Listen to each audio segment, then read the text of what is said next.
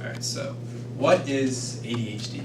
For many, they believe that it's a falsified disorder that is really just used in order to allow students to abuse prescription drugs.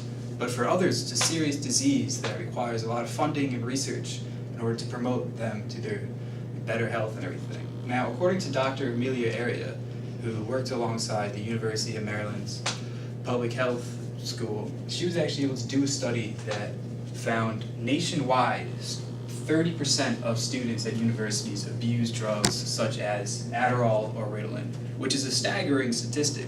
However, if you take into what the CDC stated, 11% of of children 7 to 17 years old actually suffer from ADHD, which compared to 30% of just college students really isn't that bad of a difference.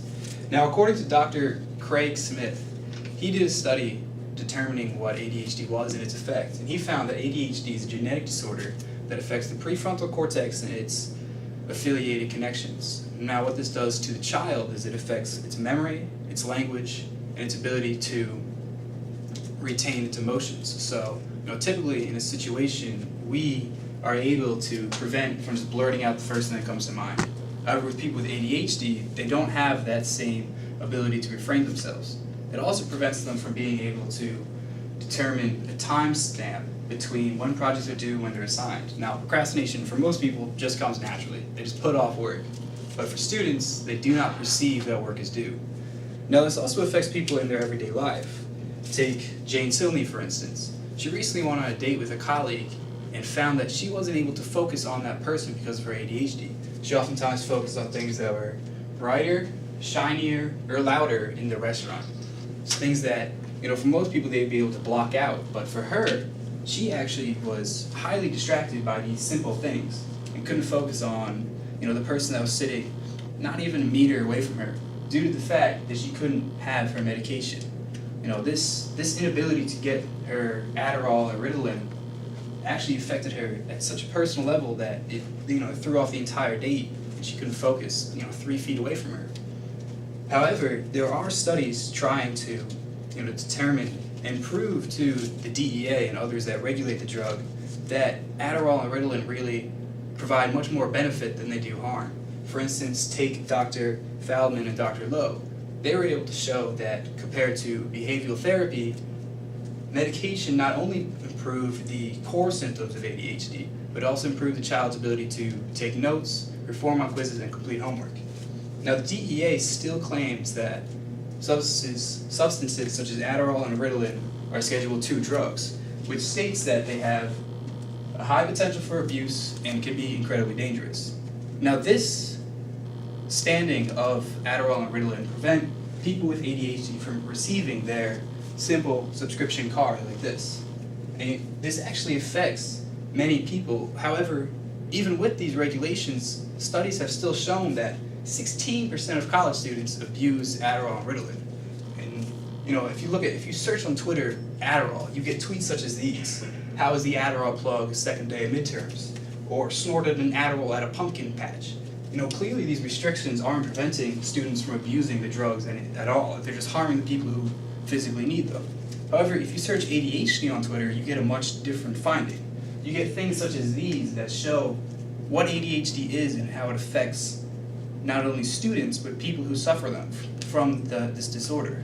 People like Jane Silney, who are, not abusing the medication, but need it to survive their everyday life.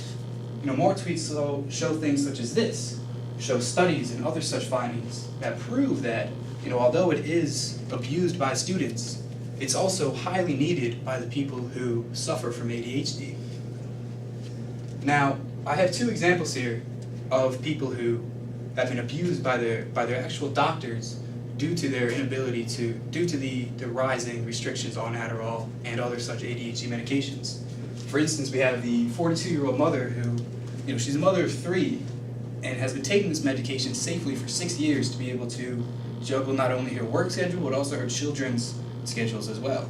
However, recently her physician is requiring that she comes in, twice a month, once a week, to take a urine sample to make sure she's not abusing the Adderall drug, a drug she's been taking for 6 years previously.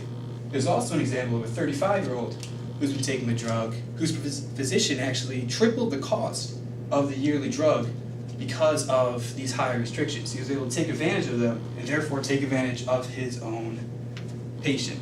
Now I have an example here of a student here at the University of Maryland, Dayon Cook, was, excuse me, he was diagnosed with ADHD his sophomore year of high school, way before, he's a senior now, so this was way before the whole Adderall and Ritalin abuse started showing up. So he's been safely taking Adderall for those past years, and only recently his physician is actually requiring him to take time out of his schedule, juggling 6 classes his senior year, to go to his doctor bi-weekly in order to make sure that he's not abusing Adderall with other substances as well.